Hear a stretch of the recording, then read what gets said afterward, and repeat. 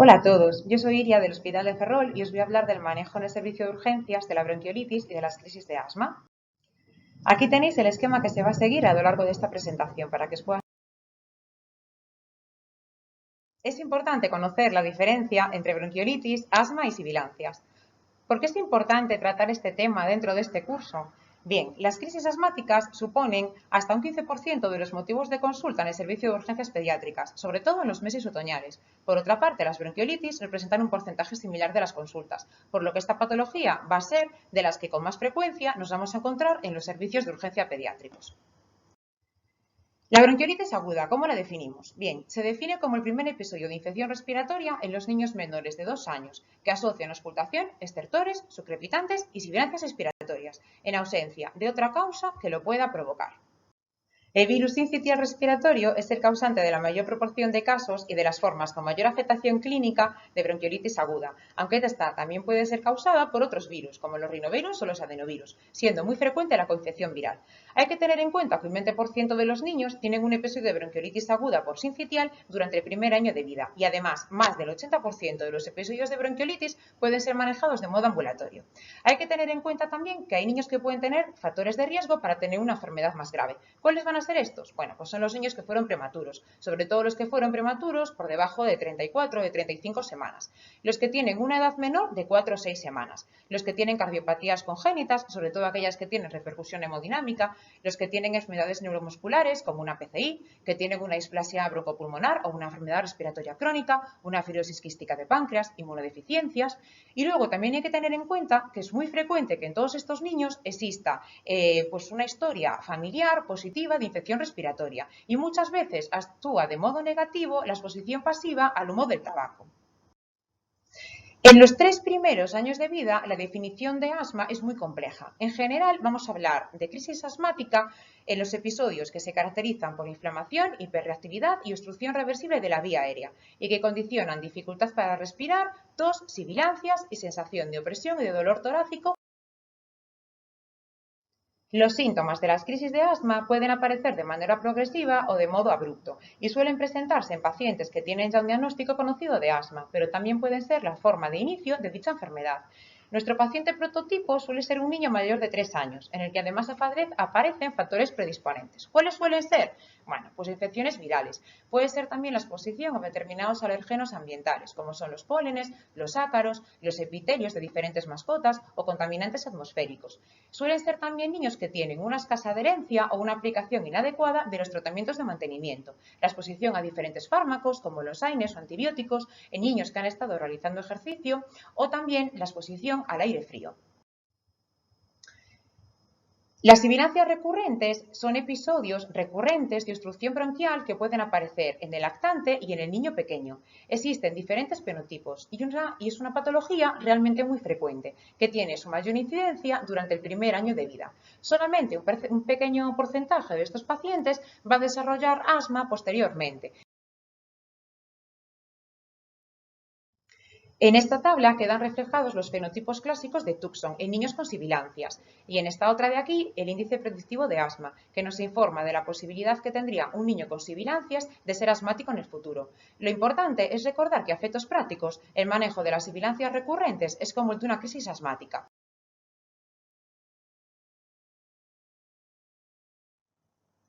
El diagnóstico de la bronquiolitis es clínico. Es frecuente que estos niños tengan también signos y síntomas de infección respiratoria de vías altas en los anteriores 2 o 3 días.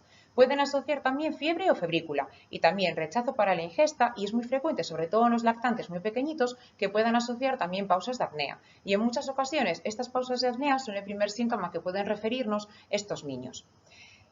A la llegada del paciente al servicio de urgencias se debe proceder pues con la evaluación inicial mediante el triángulo de evaluación pediátrica. La mayoría de nuestros pacientes se engloban dentro de una situación de dificultad respiratoria. Según la evaluación inicial, se procederá a realizar la estabilización del paciente si es necesario, según la secuencia ABCDE. En situación de fallo respiratorio o de dificultad respiratoria grave, puede ser preciso realizar maniobras de apertura de la vía aérea como aspiración de secreciones, administración de oxígeno, antes de realizar la historia y la exploración detalladas. Tan pronto como sea posible, se procederá a la toma de constantes, especialmente en este caso la frecuencia respiratoria y la saturación de oxígeno. Una vez realizada la primera evaluación e iniciadas, si son precisas, las primeras medidas de soporte, se debe recoger información sobre los antecedentes de prematuridad o de enfermedades previas, para poder identificar factores de riesgo e interrogar también sobre los síntomas que tiene nuestro niño, si tiene tos, si tiene rinorrea, si tiene ruidos respiratorios y también signos de dificultad respiratoria, teniendo en cuenta o intentando buscar siempre información sobre su duración y si interfieren en el sueño y la alimentación. También será preciso preguntar por los tratamientos seguidos hasta el momento y la respuesta que han tenido los mismos. El tratamiento va a depender del grado de afectación, por lo que resulta fundamental poder realizar gradaciones lo más objetivas posibles mediante escalas. Se pueden emplear diferentes escalas de valoración y la que aquí os ponemos es la de Woodhouse modificada por Ferres, que es una de las que se utiliza con mayor frecuencia. ¿Qué constantes debemos determinar siempre en urgencias en un niño? Bueno, para que recordemos, siempre tenemos que tomar el peso, la temperatura, frecuencia cardíaca, frecuencia respiratoria y saturación de oxígeno. Y en concreto, en un niño que tenga una bronquiolitis, ¿cuándo nos interesa tomarlas? Bueno, pues nos interesaría tomar estas constantes antes y después del tratamiento y es imprescindible que queden recogidas antes del alta del paciente. En esta gráfica tenéis un poquito más ampliada la escala de Woodhouse modificada para que podáis consultarla en un futuro. ¿Qué también es importante recordar? Bueno, pues que muchas veces antes de realizar una gradación del riesgo o de la gravedad que tiene nuestro niño, podríamos realizar un lavado nasal con suero salino fisiológico. ¿Necesitamos algún tipo de prueba complementaria en un niño con bronquiolitis? Pues no, esto es lo que nos tenemos que quedar, con que no necesitamos ninguna prueba, pero que puede ser en algunas circunstancias que podamos necesitar alguna o que podamos recurrir a ellas. Se debe valorar el despistaje de una infección de orina si existe fiebre por encima de 39,5 grados centígrados de forma persistente. Podemos también considerar la realización de una radiografía de tórax, sobre todo en aquellos pacientes que tienen un deterioro clínico evidente o cuando tenemos dudas diagnósticas. Podemos también tener en cuenta la realización de pruebas analíticas. ¿Cuáles? Pues un hemograma, reactantes de fase aguda y hemocultivos, sobre todo si tenemos sospecha de una infección bacteriana asociada. Y luego, las gasometrías nos pueden ayudar, sobre todo en pacientes que tienen importante dificultad respiratoria, somnolencia o hipoxemia mantenidas. ¿Nos puede ser útil en alguna ocasión realizar un diagnóstico etiológico o identificar los virus respiratorios? Pues lógicamente sí, sobre todo en los pacientes que tienen un mayor riesgo, en pacientes inmunodeficientes o en pacientes que tienen una enfermedad grave o una enfermedad moderada severa y en aquellos que vamos a hospitalizar. ¿Por qué? Porque en estos pacientes tenemos que establecer unas adecuadas medidas de aislamiento. ¿Cómo tratamos una bronquiolitis? ¿Qué tenemos que saber del tratamiento de las bronquiolitis? Pues que no tienen un tratamiento específico, por lo que fundamentalmente a nivel domiciliario nos tenemos que basar en medidas de prevención. Lavado frecuente de manos, limpieza de objetos y de superficies, evitar el contacto con personas que estén enfermas o realizar inmunoprofilaxis con palivizumab en los pacientes en los que esté indicado. ¿Qué tratamiento tendríamos que dar a estos niños en domicilio? Pues fundamentalmente medidas de soporte. ¿Cuáles serían? Lavados nasales con suero, aspiración de secreciones en caso de que sean necesarias, discreta elevación de la cabecera de la cuna, fraccionar las tomas, administrar antitérmicos si tienen fiebre para favorecer la confortabilidad del niño y sobre todo, y muy importante, evitar el tabaquismo pasivo. A todos los niños que vayamos a dar de alta en urgencias y que se vayan a domicilio, debemos explicarle todos los signos de alarma que tienen que vigilar siempre y una forma de hacerlo es darle también la hojita de recomendaciones por escrito de la SEU sobre bronquiolitis. ¿Qué podemos hacer con un niño con bronquiolitis que tenemos en nuestro servicio de urgencias? Bueno, pues lo principal de todo es administrar oxígeno siempre que sea necesario, o sea, cuando tenga una saturación que está por debajo del 92%. Y podemos considerar el uso de fármacos, teniendo en cuenta que este no es un tratamiento específico para la bronquiolitis. Podremos considerar la adrenalina nebulizada, sobre todo en bronquiolitis que tienen una afectación moderada grave, o el salbutamol inhalado, especialmente en los lactantes que tienen más de 4 de 6 meses y que tienen además antecedentes personales o antecedentes familiares de atopia. Siempre tenemos que ver si hay o no respuesta a estos tratamientos y en caso de que no la haya, suspenderlo. El 80% de los niños que atendemos con una bronquiolitis en urgencias se van a poder ir pues a su casa de alta. De todos modos, quedan aquí recogidos los principales criterios de ingreso en una planta de hospitalización y también pues en una UCI pediátrica. Aunque hay que tener en cuenta que estos criterios podrán variar un poco dependiendo del hospital donde nos encontremos trabajando y de los recursos de que se disponga en este servicio de urgencias. ¿Cómo diagnosticamos una crisis asmática? Vamos a cambiar ahora un poco de tema. Bueno, el diagnóstico fundamentalmente, de nuevo, va a ser clínico. Al igual que en el caso anterior de la bronquiolitis, pueden preceder también algunos signos y síntomas de infección respiratoria de vías altas, pero en este caso puede también iniciarse de un modo repentino.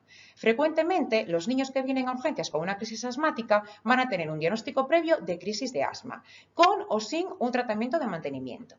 Al igual que con la bronquiolitis, la evaluación inicial del paciente la vamos a hacer a través del triángulo de evaluación pediátrica. Y exactamente igual que en el caso anterior, la mayor parte de nuestros pacientes se van a encontrar en una situación de dificultad respiratoria. Tras haber hecho una evaluación inicial, procederemos a una estabilización según la secuencia A, B, C, D, E en caso de que sea necesario. Tan pronto sea posible, procederemos a la toma de constantes, especialmente la frecuencia respiratoria y la saturación de oxígeno, teniendo en cuenta que en estos niños podemos también valorar la utilización de la capnografía no invasiva, sobre todo en aquellos que tienen una afectación más grave, que se encuentran en situación de fallo respiratorio o de fallo cardiopulmonar. Cuando los pacientes estén estabilizados o una vez que se hayan iniciado ya las medidas iniciales, podremos proceder a completar los datos de la historia clínica y a la exploración física. Y al igual que en el caso de la bronquiolitis, estableceremos después unos niveles de gravedad. Recordemos qué constantes tenemos que determinar en estos pacientes en urgencias. Bien, el peso, la temperatura, la frecuencia cardíaca, la frecuencia respiratoria y la saturación de oxígeno. Y al igual que la bronquiolitis, ¿cuándo lo vamos a hacer? Lo vamos a hacer antes y después del tratamiento. Y es imprescindible que se haga antes de que el paciente se vaya de alta a domicilio. Vamos ahora con la evaluación de la gravedad de la crisis. ¿Qué aspectos tenemos que tener en cuenta? Lo primero, el tiempo que tiene de evolución de la crisis. Después, si tiene algún tratamiento ya administrado en domicilio y la respuesta que ha tenido al mismo. Y luego, por último, si estos niños tienen también otras enfermedades asociadas o tienen posibles factores de riesgo. ¿A qué nos referimos como factores de riesgo? Bueno, pues serían los niños que han tenido una intubación previa o que han precisado ingreso en UCI, los que han estado hospitalizados en el año anterior, los que han asistido frecuentemente al servicio de urgencias o que han estado utilizando glucocorticoides orales en varias ocasiones, aquellos que están tirando del uso muy frecuente de los ABA, que sería el salbutamol inhalado, que es el tratamiento de rescate, aquellos que no están cumpliendo adecuadamente el tratamiento de mantenimiento o que tienen también una alergia alimentaria. ¿Cuál es la escala que vamos a utilizar con mayor frecuencia para evaluar la gravedad de una crisis asmática? Bueno, pues va a ser el Pulmonary Score. Lo que tenemos que tener también en cuenta es que valores iniciales de una saturación de oxígeno por debajo del 92 se asocian con un mayor riesgo de hospitalización y también con un mayor tiempo de estancia en el servicio de urgencia.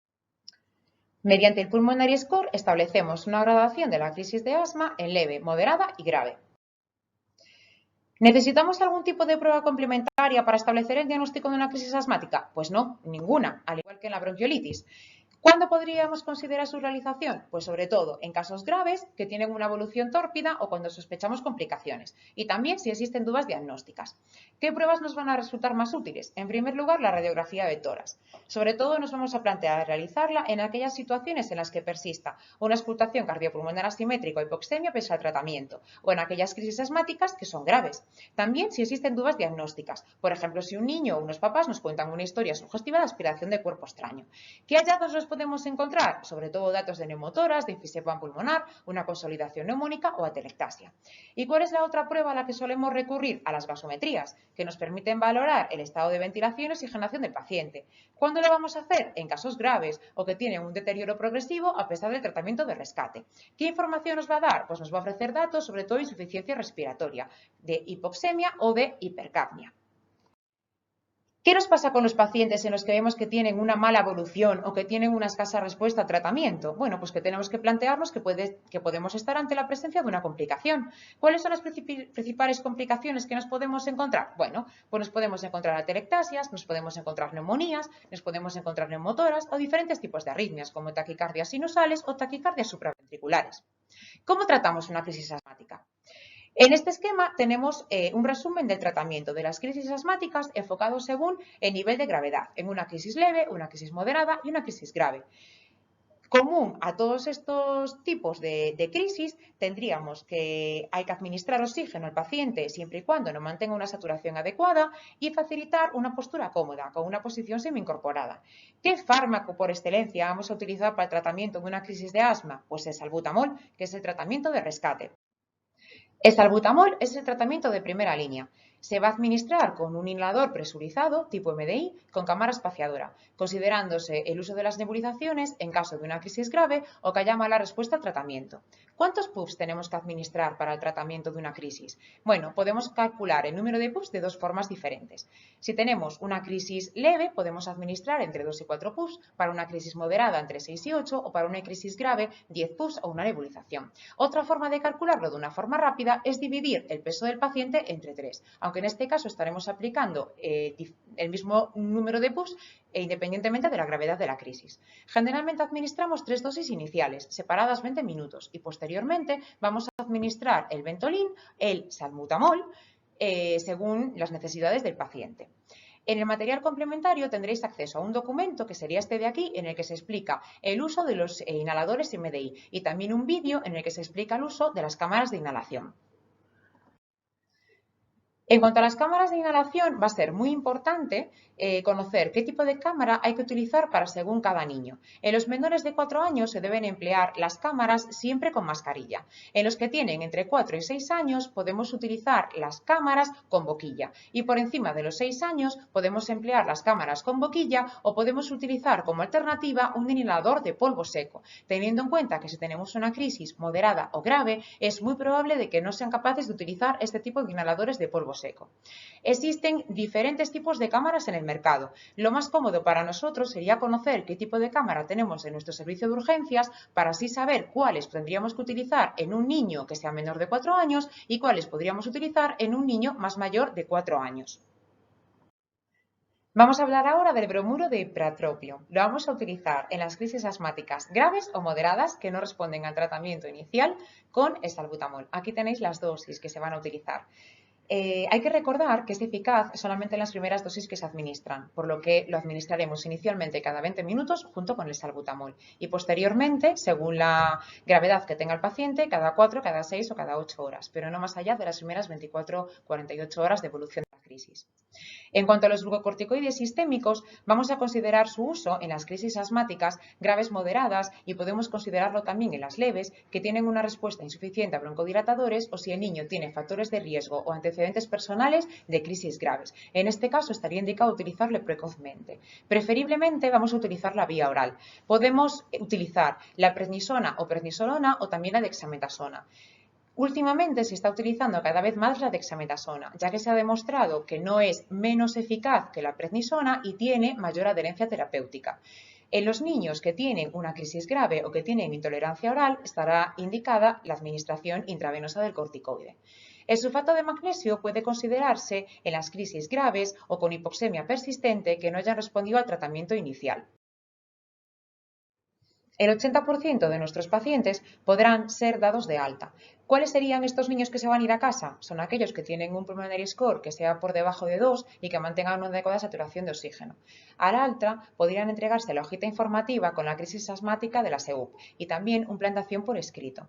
Quedan aquí también resumidos los criterios de ingreso, tanto en planta de hospitalización como también en una UCI pediátrica, que como comentábamos con la bronquiolitis pueden variar un poco dependiendo de cada centro y de los recursos en que se disponga en cada servicio de urgencias.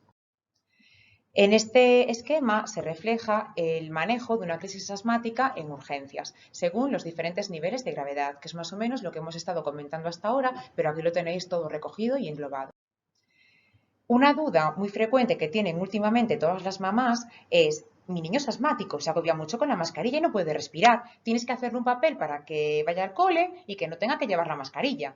Entonces, ¿qué vamos a hacer nosotros en esta situación? Pues nosotros nos vamos a basar en nuestras respuestas en el documento de recomendaciones de las diferentes especialidades pediátricas que ha elaborado la EP, y dentro de este documento nosotros nos vamos a remitir a lo que nos cuenta la Sociedad de Neumología Pediátrica y la SEICABE, que es la de alergología.